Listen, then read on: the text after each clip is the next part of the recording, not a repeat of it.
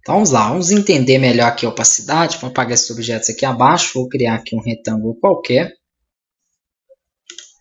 Ok. Eu vou aplicar aqui uma cor nele e vou pegar a ferramenta de transparência, né, que é a ferramenta aí de opacidade.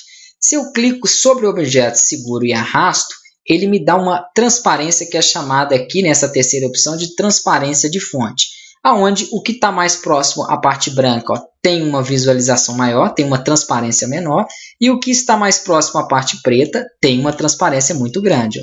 Sem querer eu inverti aqui a posição dela, mas dá para entender bem isso aí. Aqui ele tem um controle também, se ele tiver mais para perto da parte preta, menor transparência, mais para perto da parte branca, maior transparência. Essa é a transparência, então, né, como se fosse em degradê, tá? Joia? Que eu posso selecionar aqui 2 pontos e definir aonde eu quero essa transparência. Aqui nós estávamos vendo, essa segunda é uniforme. É a mesma transparência em todo o objeto, ó, ou menor ou maior, de acordo com o que eu seleciono aqui para o controle. Além dessas duas transparências que tem aqui, nós temos aqui a transparência de padrão de vetor, né, onde eu posso, por exemplo, selecionar áreas aqui dentro do meu objeto para ser, né, áreas de padrões para serem transparência. Então, por exemplo, ele tem aqui esse padrão que está mostrando aqui, que eu posso clicar e selecionar outro padrão diferente, né, e ali, em algumas partes desse padrão, vai ter uma área que vai ter transparência e outra não. Então, assim, coisas pré-definidas, né, que eu mesmo não utilizaria nos meus projetos, porque aqui basicamente vai na sorte. Se você selecionar um padrão, por exemplo, aqui alguns quadrados estão transparentes, outros não. Então, assim, não acho interessante esse tipo de transparência, mas existe aí. Aqui transparência de bitmap, que é a mesma coisa, vai ter aqui alguns modelos, né, de texturas para você selecionar, ó, como se fossem algumas imagenzinhas,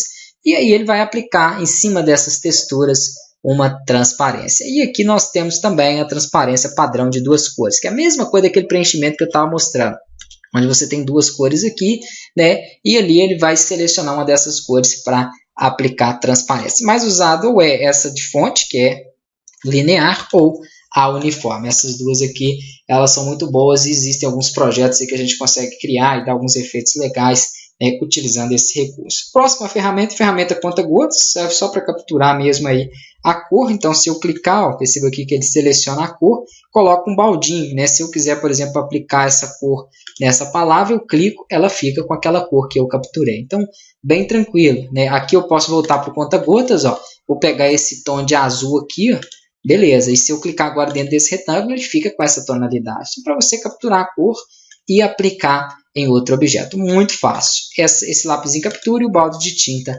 aplica. Aqui eu tenho também algumas ferramentas de preenchimento, tá joia? Que é o preenchimento interativo, que eu consigo até trabalhar esse preenchimento com essa opção aqui abaixo. Na verdade é ela mesma. Se eu clicar aqui, por exemplo, segurar e arrastar, ele aplica um linear.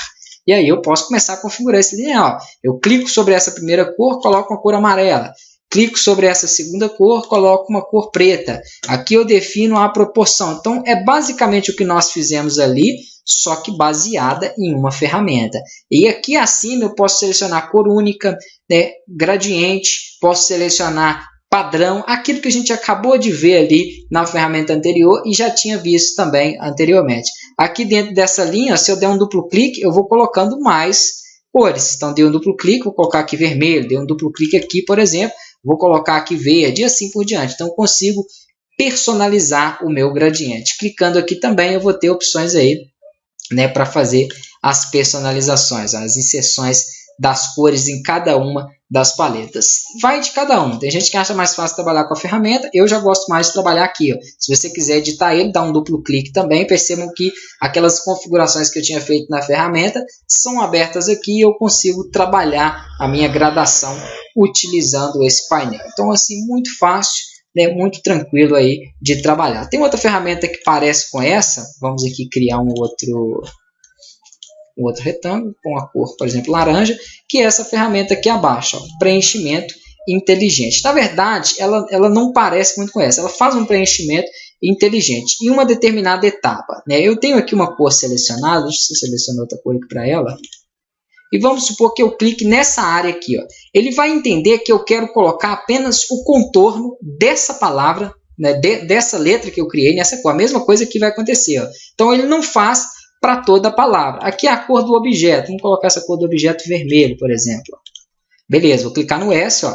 Eu tenho a cor do objeto agora vermelho e o contorno também vermelho. Então, assim, ele é um preenchimento inteligente. Vou clicar nessa área aqui da palavra. Ele está fora. Então, aí ele entende que eu queira colorir toda essa área ali que eu fiz por fora, que é o sombreamento, né, dessa cor. Então, você tem que tomar cuidado também ao utilizar. Tem áreas que ele vai permitir e tem áreas aí que ele não vai entender 100%. Tá? Então, pode funcionar aí na maioria das vezes, mas você tem que saber aí aonde está utilizado. Você consegue então pegar um texto, né, uma palavra inteira e pintar, por exemplo aqui, ó, só a extrusão de uma determinada cor, pintar várias letras aí com uma cor, é um preenchimento inteligente que pega partes do objeto aí, né, e aplica uma cor nessa parte específica.